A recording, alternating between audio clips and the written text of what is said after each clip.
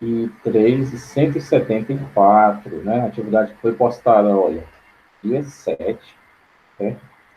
Postada dia 7 de agosto, na última sexta-feira, e duas pessoas haviam enviado, né? Mandaram depois, né? Mandaram o trabalho depois, concluído com atraso. Só uma pessoa mandou no dia correto. Depois, o que é que aconteceu? Eu repostei essa atividade e eu não corrigi, justamente porque só duas pessoas responderam a atividade. E foi essas mesmas duas pessoas.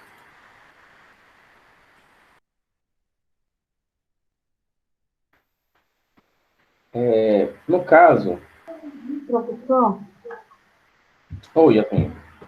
minha, não só minha internet, mas minha luz em geral faltou ontem. Não tem a tarde, são as 5 horas. Por favor, Não entendi, minha querida. minha luz faltou ontem, no dia, entendeu? Faltou ontem, à tarde. Só voltou agora, de manhã agora. Não agora, mas de manhã, sabe? E eu só consegui fazer uns 2 deveres, só que foram. Os outros materiais já estavam um pouquinho atrasados. Eu ia fazer ontem, mas não fiz por causa disso, entendeu? Entendi, sim. Bom, seguinte. Vamos imaginar aqui, ó. Só duas pessoas mandaram a atividade quando eu passei no dia 7. Eu cobrei de vocês que mais pessoas fizessem e eu repostei a atividade. Quem entregou a atividade depois foram essas mesmas duas pessoas. Então, não teve avanço em nada. Então, pessoal, essa atividade vai continuar sem correção até a maioria fazer, tá certo? A gente vai continuar a leitura que a gente parou lá na Guerra Civil Americana, as consequências da Guerra Civil, aliás, na página 179. Tá? Enquanto vocês não fizerem essa atividade, não vai ter correção.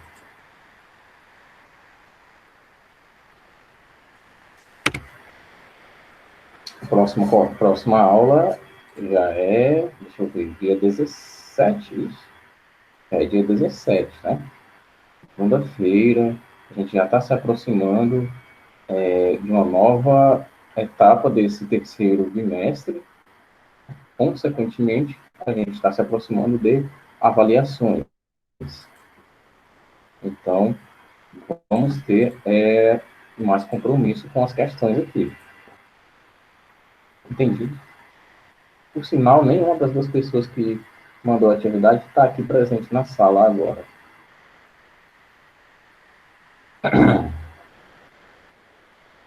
Vamos lá. Vamos retomar o assunto,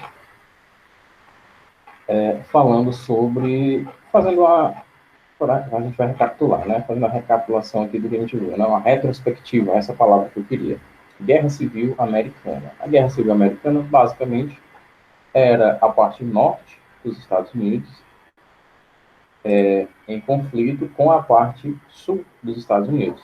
Como a gente pôde perceber, a parte norte era favorável que a escravidão acabasse, certo? Já que eles tinham como base um modelo econômico que se dava pela economia interna. O que era produzido pela nação era consumido, em sua grande maioria, pela nação, certo? Então, se eu quero que meu produto seja comercializado aqui, que ele seja produzido e que as pessoas comprem ele, o que é que tem de acontecer? Eu tenho que ter pessoas com dinheiro, é claro, tem que ter pessoas que trabalhem, que recebam dinheiro para poderem comprar esses produtos. Mas acontece que eu tenho uma população de escravos, eu tenho trabalhadores escravos. Para que houvesse um certo crescimento econômico, não seria interessante que eu libertasse esses escravos, fizesse deles trabalhadores assalariados, para que eles pudessem também comprar dos produtos que são produzidos no meu território? Sim, é interessante. E esse era o pensamento que permeava a população dos Estados Unidos na sua parte norte. Já na sua parte sul, nós podemos notar que a economia era dentro do modelo da exportação, né? A economia externa. O que era produzido era, em sua maioria, vendido para fora do país, e apenas o que sobrava, né, era comercializado dentro do país. Então, se eu tenho uma economia que é externa, se eu produzo para vender para fora, então eu não tenho muito interesse em saber quantas pessoas aqui no meu país vão comprar, porque quem compra de mim é quem está lá fora. E justamente, se eu tenho trabalhadores escravos aqui, eu tenho gente para me gerar riqueza de graça, e eu vou ter todo o lucro. Então, é totalmente desinteressante que eu liberte os escravos. Eu quero a escravidão. Aí você tem, na parte sul, pessoas querendo a escravidão, e na parte norte, pessoas querendo a abolição. Ambos movidos pelo interesse econômico.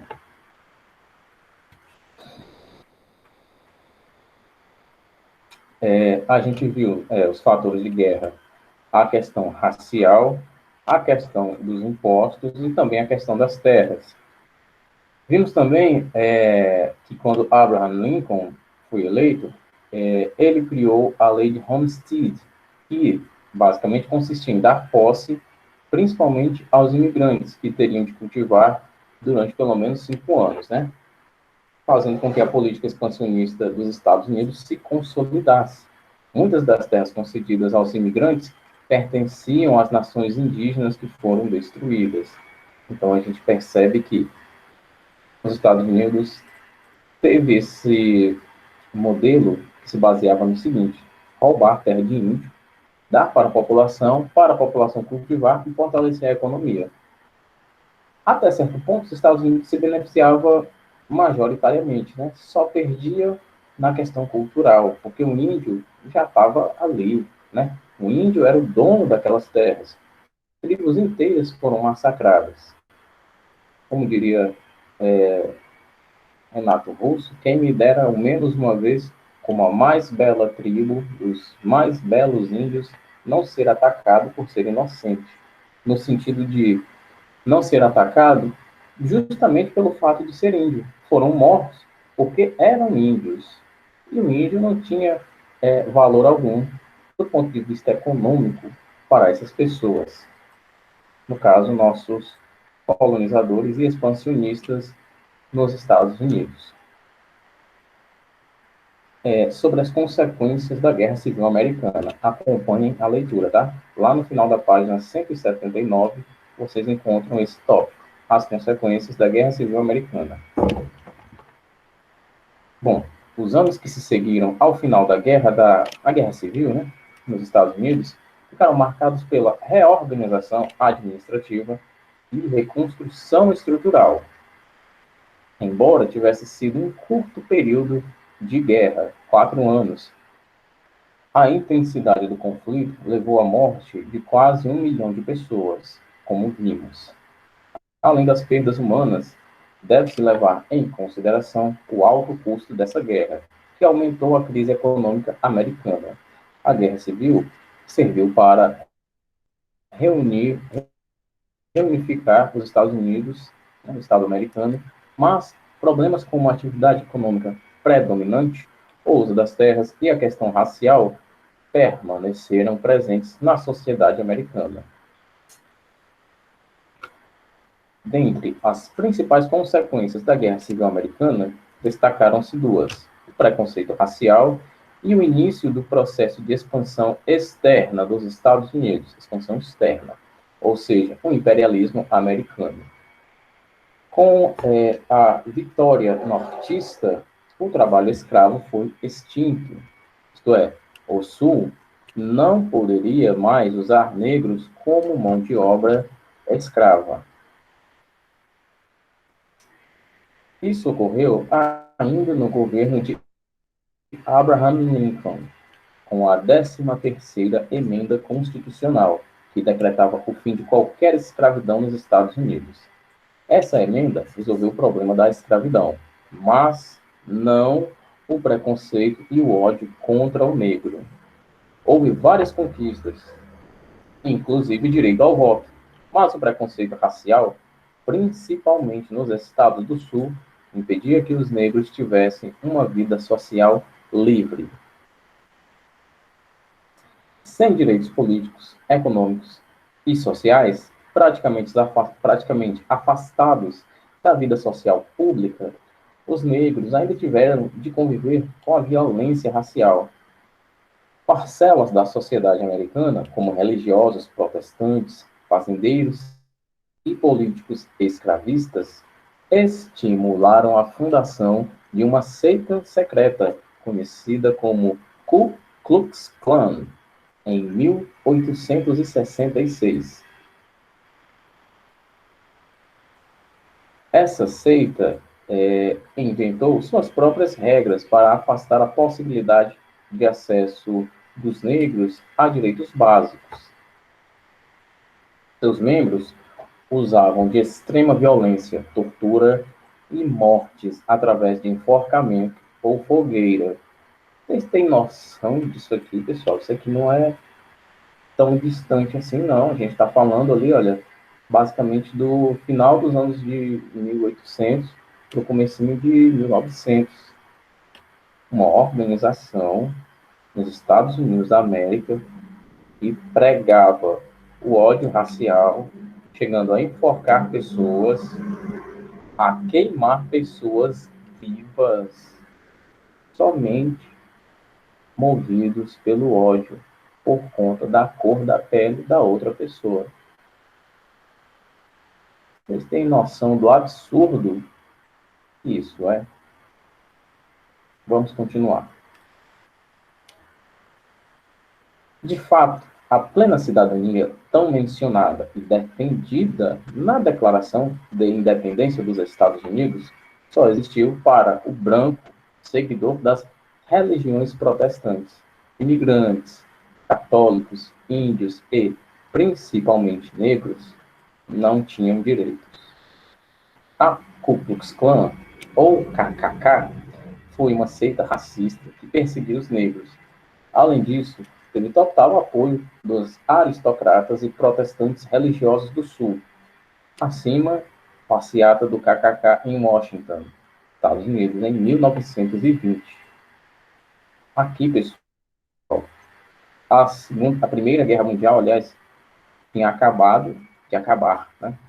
É bem redundante isso, mas que a Primeira Guerra Mundial acabou e as pessoas, em vez de estarem mais preocupadas com reconstrução estrutural do país ou coisa do gênero, os Estados Unidos não saíram mal na Primeira Guerra, mas as pessoas estavam preocupadas, sim, nessa perseguição racial. Como foi dito, o fim da Guerra Civil trouxe uma consequência para a construção ideológica e política dos Estados Unidos, a política imperialista.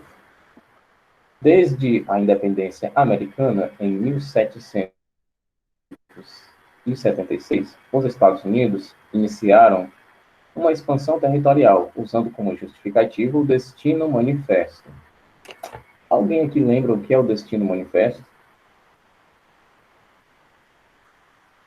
Hein, pessoal? A gente viu isso, olha, a gente viu isso, sabe quando? A gente viu isso no dia 7, a gente viu isso no dia 3 também de agosto, nas nossas... E no dia 10 também. Tem 3 aulas que a gente já viu sobre esse assunto. Destino Manifesto, que era. Se você não souber o que é, você não vai entender essa parte da leitura. Vamos continuar. Usava como justificativa o Destino Manifesto, que afirmava serem os americanos o povo eleito por Deus para conquistar outras regiões no continente. Essa política expansionista se consolidou em 1867, com a compra do território do Alasca junto à Rússia, e 1898, com a anexação do Havaí. Com a conquista dessas duas regiões, os Estados Unidos definiram os limites de seu território. Paralelamente ao processo de expansão interna, os Estados Unidos iniciaram seu movimento imperialista, buscando interferir diretamente na autonomia política de outras nações. Começou justamente no continente americano, em 1823, com a chamada Doutrina Monroe, que foi elaborada pelo então presidente americano James Monroe, e tinha como lema América para os americanos. Essa doutrina tinha como base política contrária ao sistema colonialista. Em outras palavras, não existiria mais relação de colônia e metrópole. Cada nação seria livre e autônoma. A não interferência das nações europeias poderia interferir na autonomia e administração de qualquer país do continente americano, e a não participação dos Estados Unidos em conflitos e guerras que envolvessem, aliás, diretamente relações econômicas e políticas entre metrópoles e colônias, principalmente em relação a nações europeias. O lema América para os americanos foi levado a sério pelos Estados Unidos. Estabeleceram uma política de libertação das colônias na América, apoiando suas independências, como no caso da América Espanhola e da América Portuguesa, que a gente conhece hoje por Brasil. Em contrapartida, por defender a autonomia dessas nações, buscava conseguir relações econômicas e políticas que lhes dessem controle do continente americano. Um bom exemplo da política imperialista dos Estados Unidos foi a questão de Cuba, pequeno país localizado na América Central, que no final do século XIX estava sob controle da Espanha.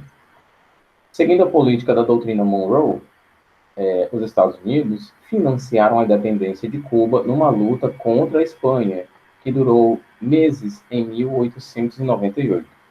Cuba conquistou sua independência e, como parte da aliança organizada com os Estados Unidos, permitiu que o exército americano ficasse em seu território durante 3 anos. Outra decisão que reafirmou o imperialismo no continente americano foi a aprovação da chamada Emenda Platt, em 1901, que permitia aos Estados Unidos intervir em Cuba diante de qualquer conflito que acontecesse, além de poderem construir uma base militar na Baía de Guantánamo, que está mais para uma prisão, tá? A prisão de Guantánamo. Nessa prisão foram torturadas, né, muitas pessoas presas de altíssima periculosidade que haviam sido capturados pelos Estados Unidos. De presos, abre aspas, né, políticos, fecha aspas, até terroristas. Primeira questão, na próxima página 182.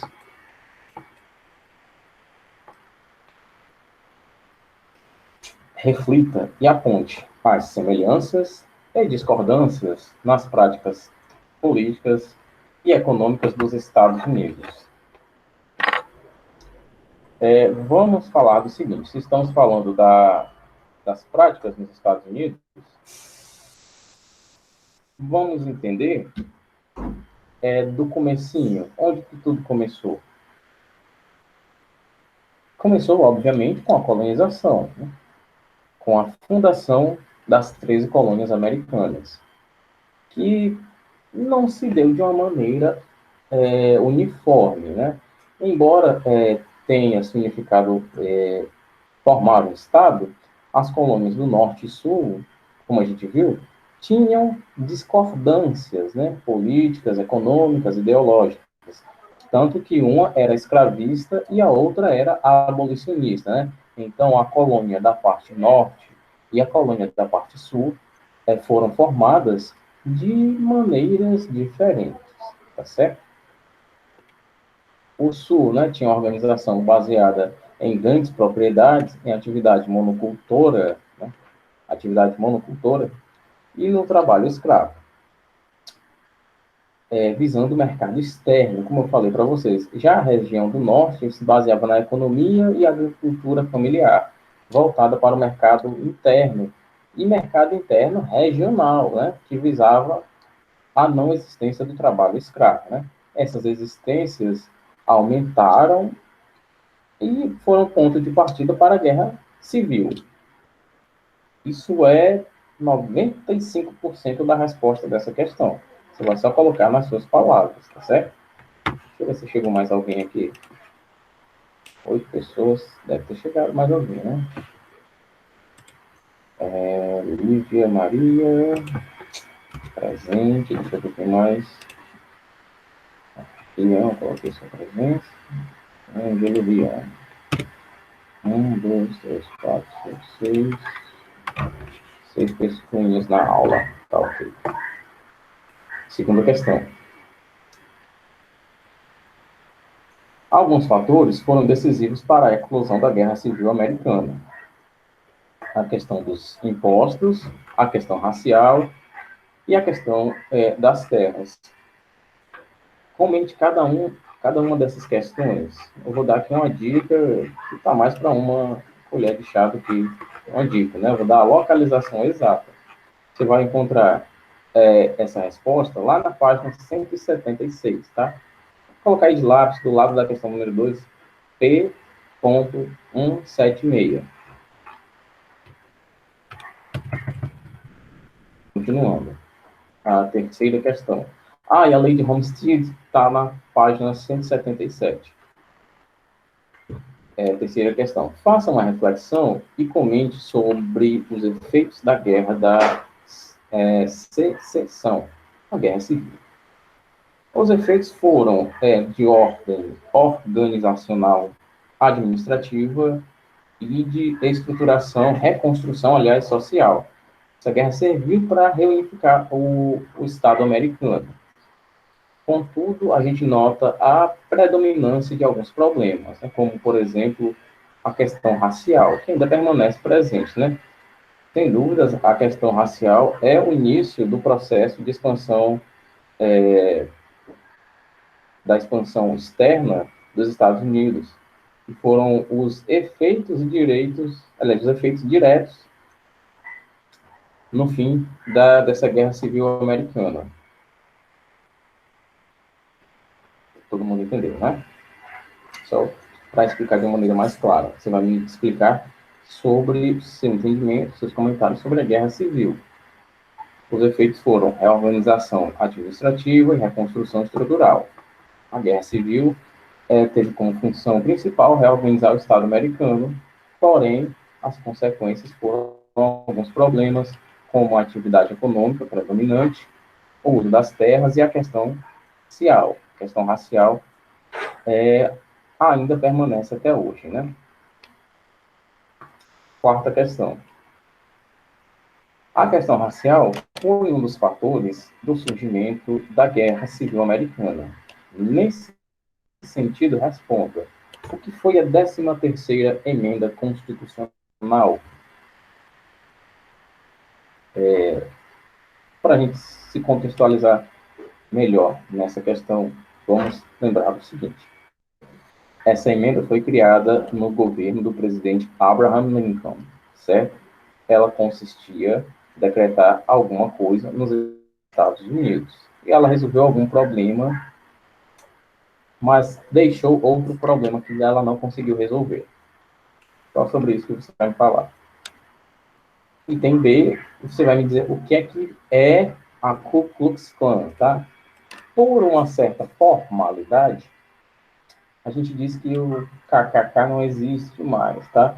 Mas ainda tem células da Ku Klux Klan, né, já que é uma seita, tá no feminino. Existem células da Ku Klux Klan ainda muito ativas nos Estados Unidos, tá certo? Você tira ali por São Paulo. São Paulo tem mais ou menos umas 25 entidades que pregam o ódio racial, pregam a xenofobia. Imagina lá no berço, né, lá nos Estados Unidos, onde você tem uma região inteira, que é a região do Sul, que prega esse preconceito, esse ódio racial, né? Como eu li aqui para vocês, como eu comentei com vocês, essa organização matava as pessoas enforcadas, matava as pessoas queimadas, somente porque eram pessoas de pele negra. Então você imagina até onde vai esse ódio racial. Continuando, quinta questão. Um dos países mais explorados pelos Estados Unidos foi Cuba, na América Central. Nesse sentido, o que foi a emenda Platt? Lembrando o seguinte, a gente acabou de ver isso, né? Vamos lembrar da data, mais ou menos 1901. Né? Mais ou menos não, exatamente 1901. A emenda, ela se baseava, ela consistia, aliás, em dar algumas permissões para os Estados Unidos em relação a Cuba. Você vai só me dizer que permissões são essas. Sexta questão. Em 1823, o presidente americano James Monroe criou uma teoria que justificou a política imperialista dos Estados Unidos no continente americano, a doutrina Monroe. Defina e cite suas principais características. A doutrina Monroe, tá lembrando que era uma política imperialista, onde ela tinha como objetivo favorecer a política de expansão dos Estados Unidos, certo? E queria o controle do continente americano por inteiro, né? Da América do Norte à América do Sul. Sua política era contrária, né? Ela consistia em oposição ao colonialismo, já que ela visava a não existência de colônias e metrópoles. Ela tinha como intuito que todas as nações fossem livres e autônomas. Nenhuma nação europeia interferisse também na autonomia e administração de qualquer país do continente americano. Sétima questão. Faça uma reflexão e comente sobre o lema América para os americanos. O lema América para os americanos, só lembrando que era parte da estratégia da doutrina Monroe, certo? Criada pelo presidente James Monroe. Ela permitia, né, os Estados Unidos interferir diretamente na autonomia, em algumas autonomias, que você vai dizer quais são essas autonomias dos países do continente americano, certo? A oitava e nossa última questão aqui é o seguinte: o Destino Manifesto foi uma ideia usada para legitimar a expansão territorial que se baseava no pensamento religioso de que Deus designou o povo norte-americano para civilizar a região do continente americano. Elabore um pequeno texto explicando com suas palavras a influência da crença religiosa para o expansionismo estadunidense. E a gente vai entender aqui o seguinte: que essa crença, né, influenciava o modo de vida das pessoas, né, no aspecto individual e no aspecto coletivo, né, no aspecto social.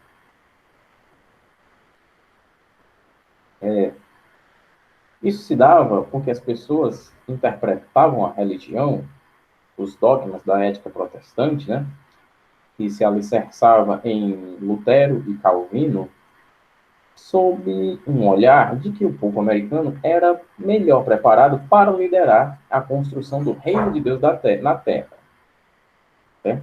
Basicamente, é isso. Esse alicerce era baseado no ensinamento de que o indivíduo tinha que ser honesto, disciplinado, trabalhador, essas coisas. E que até hoje esse pensamento de que o povo norte-americano é superior persiste, né? Sendo, portanto, o povo norte-americano, segundo eles, os mais aptos para guiarem os outros povos. E isso ainda faz parte da mentalidade de alguns estadunidenses. Então, até aqui a gente já encontra a nossa atividade, tá bom? A gente vai só fazer uma pequena leitura antes da gente ver as questões de vestibular e Enem, que vão ficar claro para a próxima aula, né? Robin Hood do Velho Oeste. Vocês estão aqui ainda?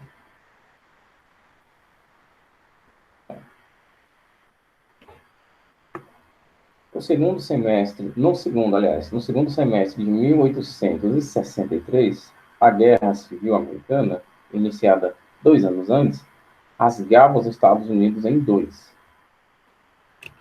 O estado de Missouri,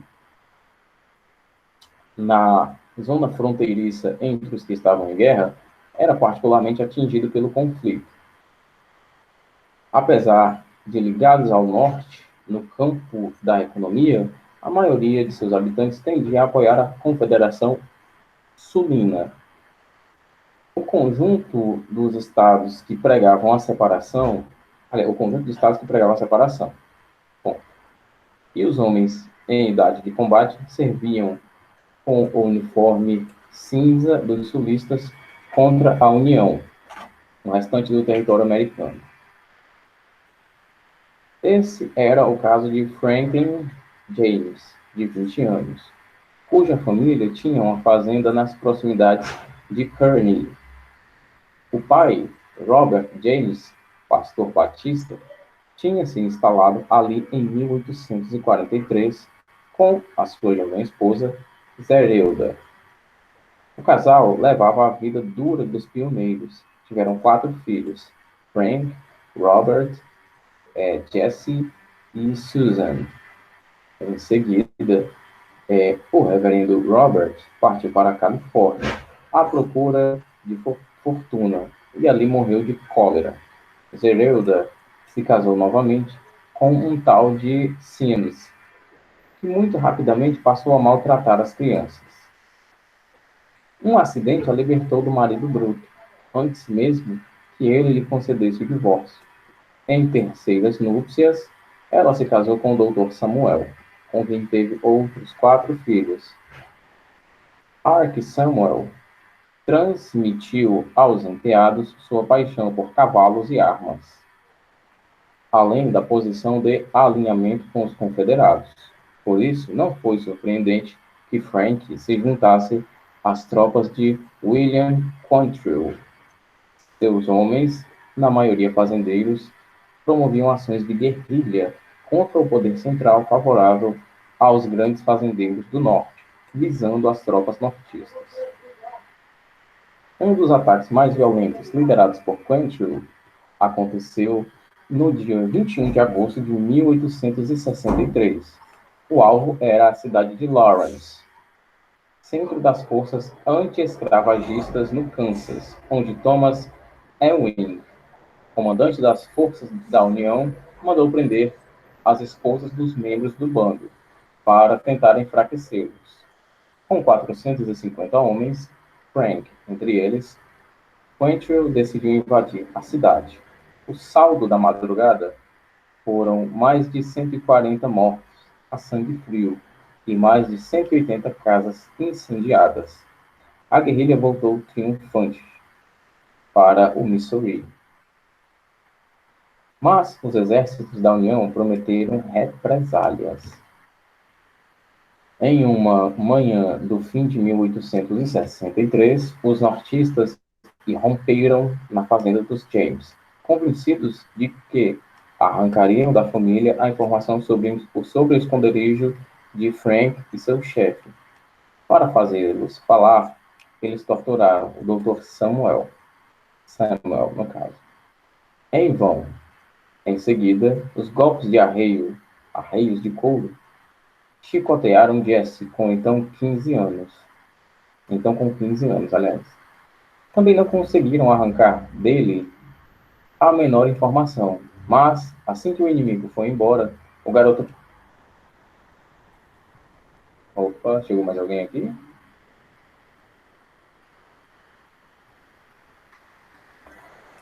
Vou colocar logo aqui. Acho que foi a Larissa que acabou de chegar, né? Larissa não. Tem alguém aqui. Beatriz, foi o que eu quis dizer.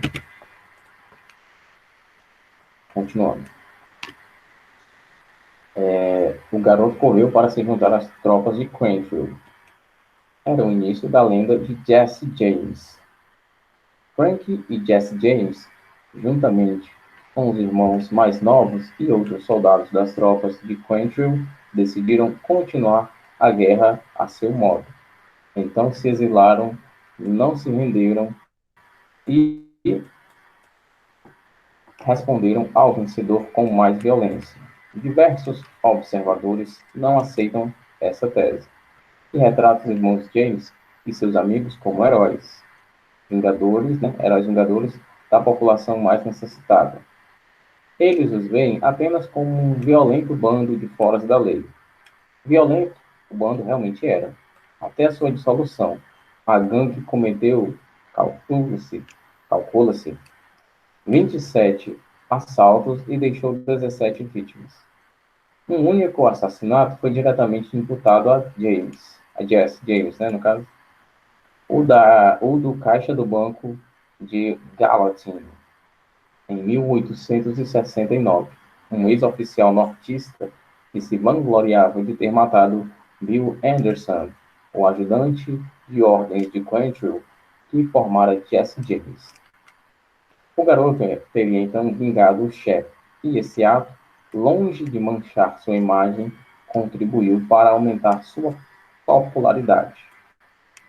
Os ataques a bancos renderam ao bando quantias significativas, mas diz a lenda que os irmãos James distribuíam parte do que acumulavam entre os pobres. Os fundos roubados pertenciam a indústrias nortistas recém-instaladas no sul. Por isso, ninguém lamentava terem sido roubados. Em 21 de julho de 1873, a gangue assaltou pela primeira vez um trem, desistindo dos bancos, que passaram a ser mais bem protegidos. A partir de então, as companhias ferroviárias, em plena expansão, tornaram-se o alvo dos ataques. Essas empresas, a pretexto de traçar novas linhas ferroviárias, expropriavam produtores rurais sem indenizá-los. Nesse caso, uma vez mais, a opinião pública foi favorável aos irmãos James. A imprensa os transformou em novos Robin Hood para a insatisfação das autoridades. Seguinte.